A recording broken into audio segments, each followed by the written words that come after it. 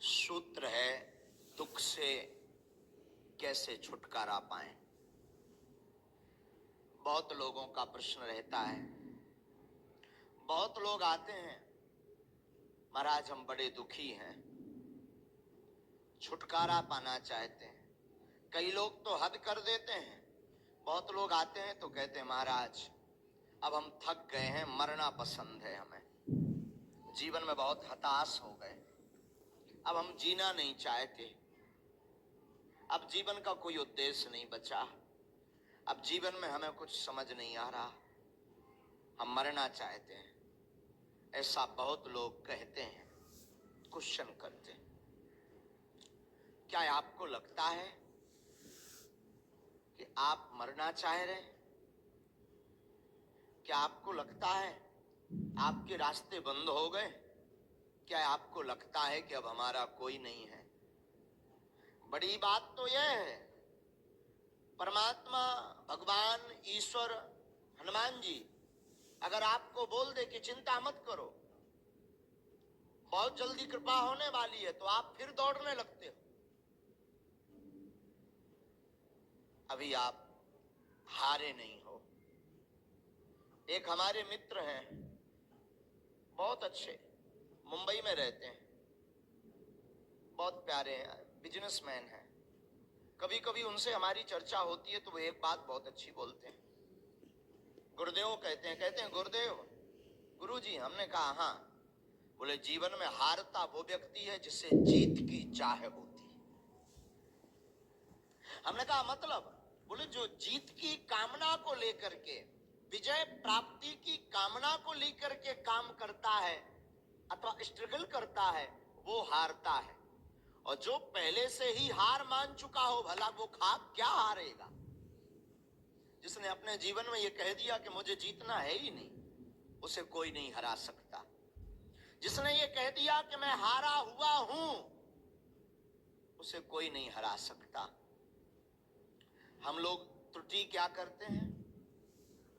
हम लोग गलती ये करते हैं कि संसार पर आशा करते हैं, जगत पर, लोगों पर, फ्रेंड सर्कल में आशा करते हैं। सत्य तो यह है कि जहां आशा है वहीं निराशा है, वहीं दुख है।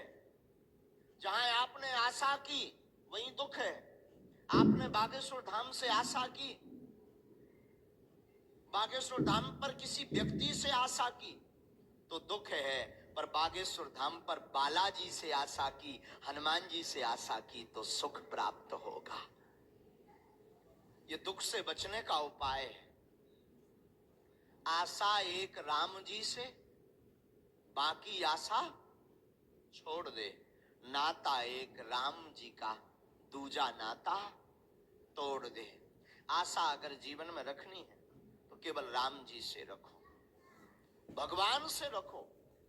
तो बहुत लोगों का प्रश्न है महाराज दुखी रहते हैं, क्या उपाय?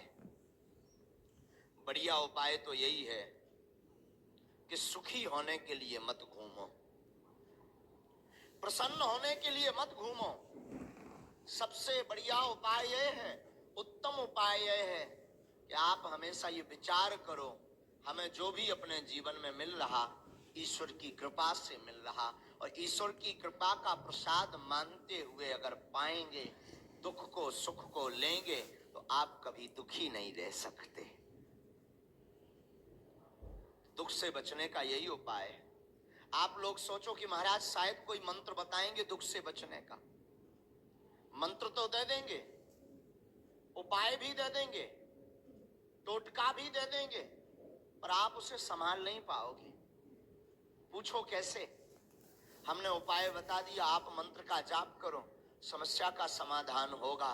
तो आप एक समस्या का समाधान तो कर लोगे, पर 3 खड़ी कर लोगे।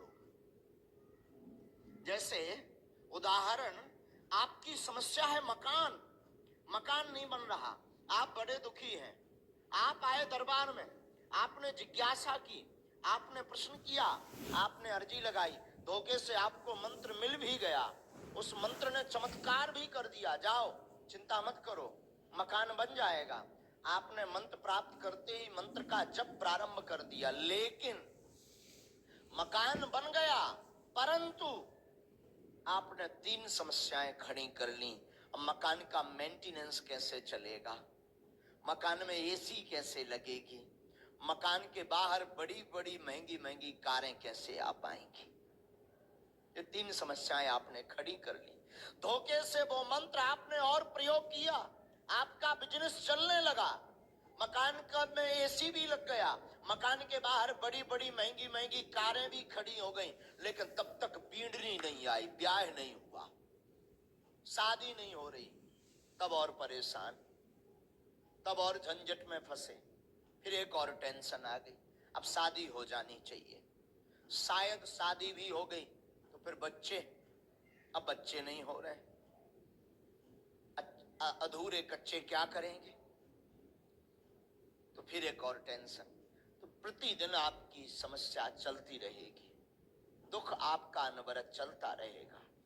अगर आप चाहते हो कि हम कभी दुखी ना रहें, अगर आप चाहते हो कि हम कभी निराश ना रहें, अगर आप चाहते हो कि हम सदैव मुस्कुराते रहें, अगर आप चाहते हो कि हमारे जीवन में प्रसन्नता रहे, अगर आप चाहते हो कि हमारे जीवन में समृद्धता रहे, अगर आप चाहते हो कि हमारे जीवन में वैभव रहे, अगर आप चाहते हो कि हमारे जीवन में कीर्ति हो, अगर आप चाहते हो कि हमारे जीवन में यश हो, अगर आप चाहते हो कि हमारे जीवन में आनंद हो, अगर आप चाहते हो कि हमारे जीवन में सच्चा सुख हो, अगर आप चाहते हो कि हमें मोक्ष निर्वाण की प्राप्ति हो, अगर आप चाहते हो कि हमें ईश्वर का साक्षात्कार हो, तो किसी गुरु के चरणों को पकड़ना सीख जाओ,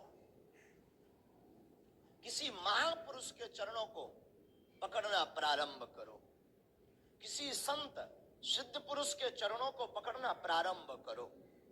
आपके जीवन की अलाय, आपके जीवन की बाधा, आपके जीवन की ललकता, आपके जीवन की जिज्ञासा, आपके जीवन के प्रश्न, आपके जीवन के परेशानियां वो महापुरुष खींच लेगा। शायद कल रात को हम एक बात बता रहे थे, एक शब्द है, बहुप्रचलित शब्द, जिसका नाम है छत्र और छाया। सुना है? छत्र छाया। सब लोग कहते हैं ना, भगवान की छत्र छाया बनी रहे, गुरु जी की मेहर बनी रहे, बालाजी की छत्र छाया बनी रहे, संतों की छत्र छाया बनी रहे, ऐसा बोलते हैं ना। ये शब्द का अर्थ है जानते हैं? छत्र माने होता छाता, अंग्रेजी में जिसे कहते हैं अम्ब्रेला। छाता, छाता क्या करता है? बारिश होती है तो छाता बारिश को अपने ऊपर ओढ़ लेता, बारिश की बूंदों को आपके सिर पर, शरीर पर नहीं आने देता। उसी प्रकार आपके जीवन में किसी गुरु, किसी संत, किसी महापुरुष का छत्र वरद हस्त अगर हो जाए तो संकटों की बारिश आपके जीवन में कुछ नहीं बिगाड़ सकती, कष्ट आपका कुछ भी नहीं बिगाड़ सकते, पीड़ा आपका कुछ भी नहीं बिगाड़ सकती, रोग आपका कुछ भी नहीं बिगाड़ सकते, परेशानी आपका कुछ भी नहीं बिगाड़ सकती। लेकिन ध्यान रखना, एक ही साध हैं सब सध हैं, सब साध हैं सब जाएं। एक बात ध्यान रखना, बार बार अगर आप इष्ट को बदलोगे, बार बार अगर आप गुरु को बदलोगे, बार बार अगर आप परमात्मा को, ईश्वर को बदलोगे, कभी राम की पूजा, कभी श्याम की पूजा, कभी शिव की पूजा, कभी दुर्गा की पूजा, कभी देव की पूजा, तो कभी इंसान के भगवान की पूजा, आप बार बार बदलोगे तो घाटा खाओगे। गुरु, इष्ट और मात पिता एक होने चाहिए। माता पिता बदले नहीं जाते, वो तो एक ही होते हैं। उसी प्रकार गुरु बदले नहीं जाते, वो एक ही होते हैं। उसी प्रकार इष्ट को बदला नहीं जाता, वो तो एक ही होते हैं। सम्मान सबका करो, सम्मान सबका करो। तो छत्र छाया जीवन में किसी महापुरुष की बहुत जरूरी है। यही सूत्र है दुख से बचने का, यही सूत्र है कष्ट